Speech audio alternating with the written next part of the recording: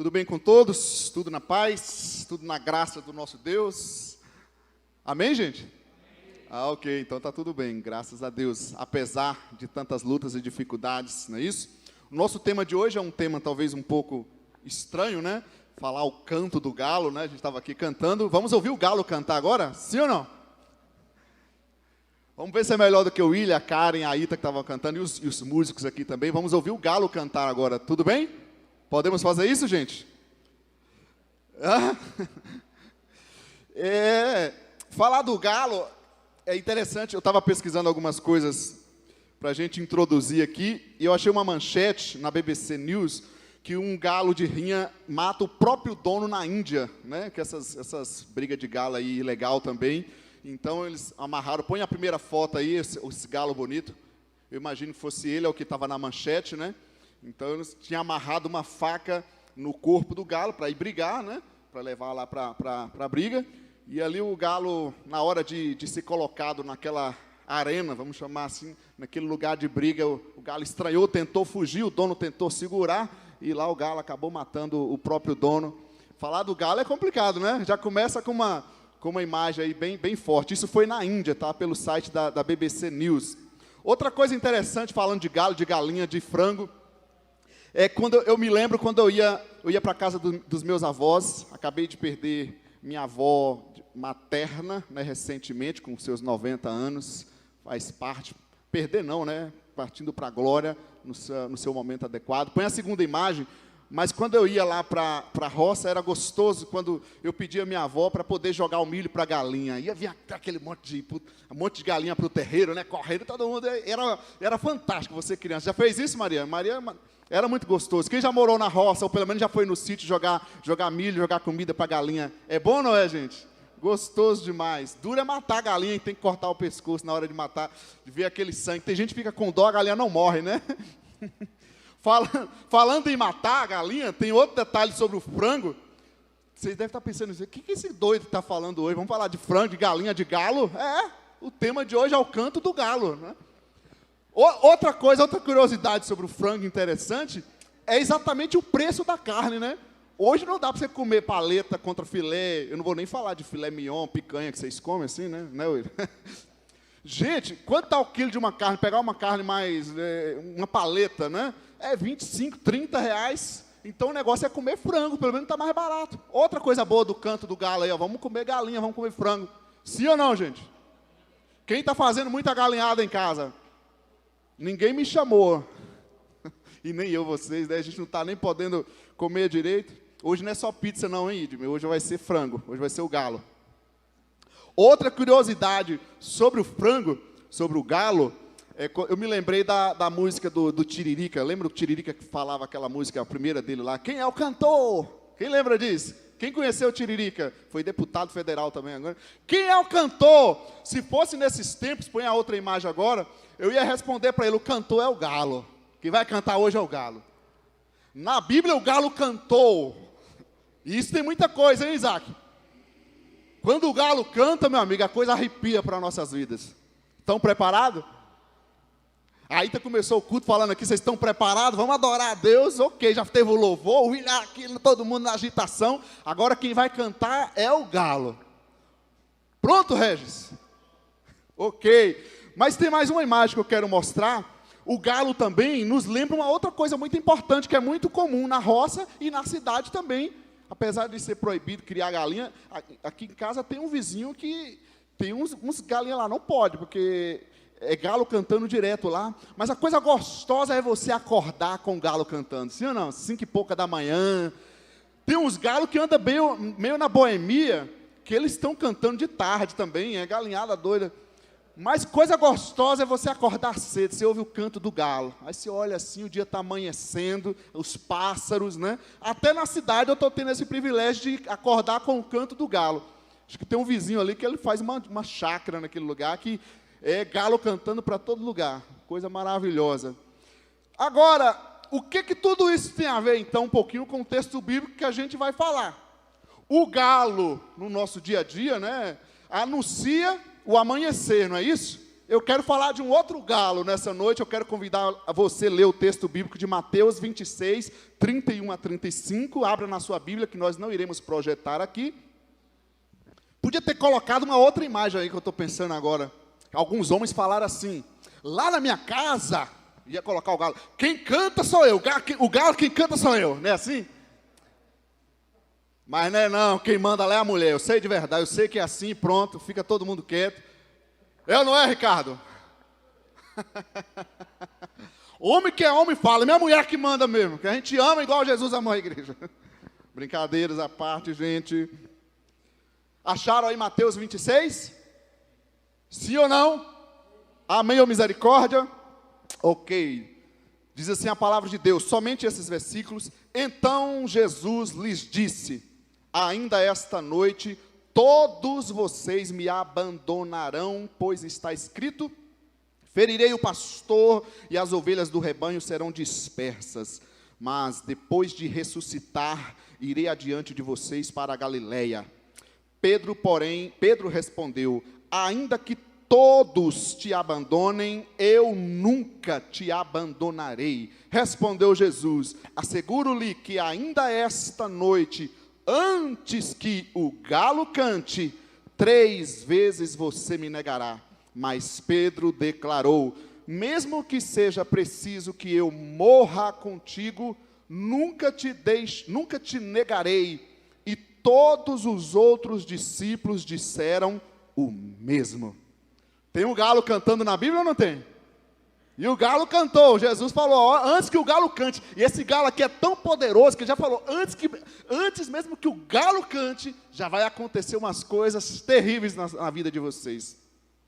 Bem, gente, esse texto aqui em Mateus 26, Jesus está na sua última ceia antes da crucificação, antes dele ser morto, crucificado. Ele está então com os discípulos na sua última ceia. Hoje é uma noite de ceia também, então isso também é muito importante para essa noite, esse texto bíblico para nós.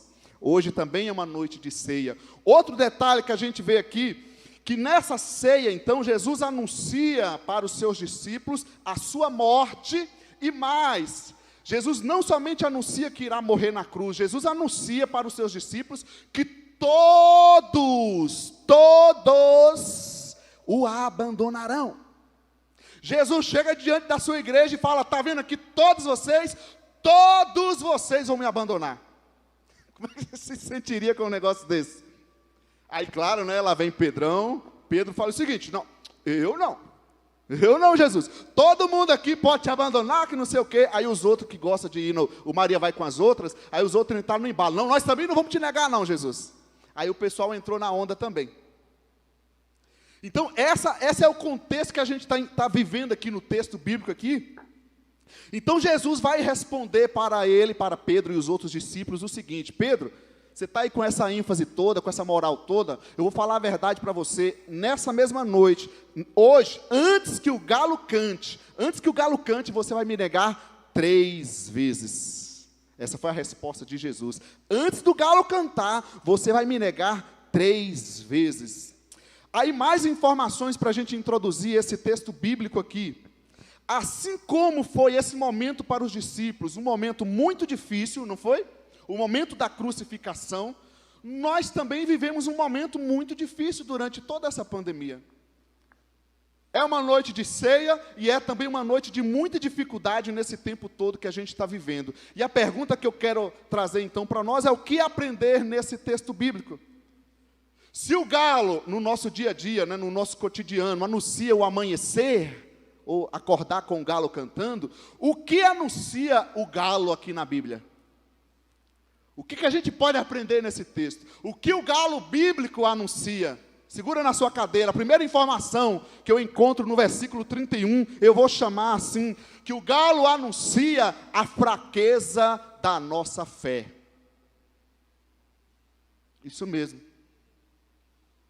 O galo anuncia a fraqueza da nossa fé. Versículo 31, então Jesus lhes disse: todos vocês me abandonarão. Eita galo terrível, né? O galo não canta cococoricó, ele canta sua fé está fraca. Esse galo bíblico é terrível. Sua fé está fraca.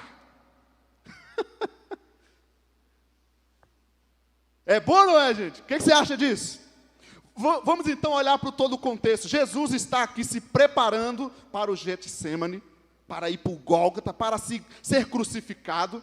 Ele explica mais uma vez para os seus discípulos, porque ele já tinha ensinado tantas vezes, ele explica mais uma vez que ele é o servo sofredor, que ele veio para morrer. Ele não é aquele político, aquele Messias político que os discípulos estavam esperando para libertar eles de Roma.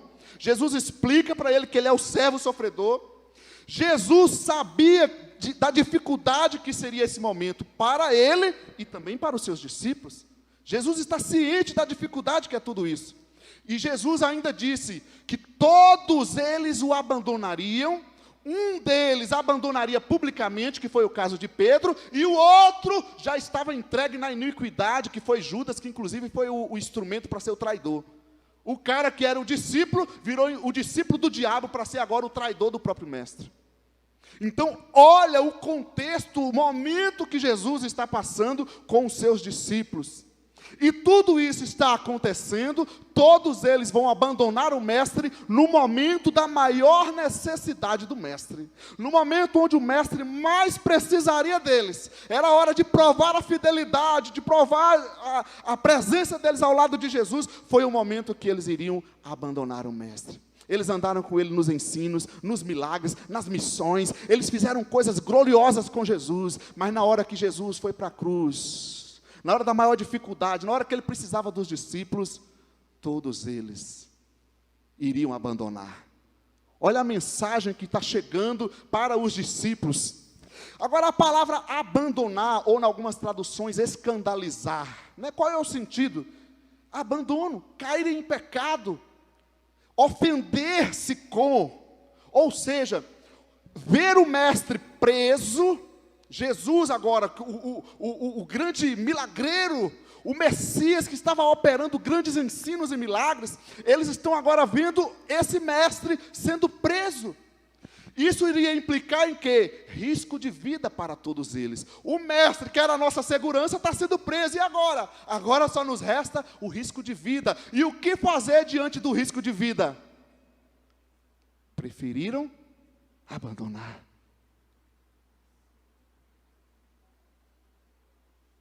Diante do risco de vida, vem o momento então, e eles falam, não, aí não dá.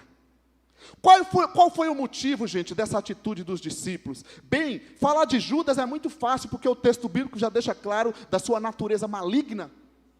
Judas já estava desde o início mostrando que ele não era um verdadeiro discípulo, que ele não era um convertido, mas os outros discípulos não. Os outros discípulos foi fraqueza espiritual.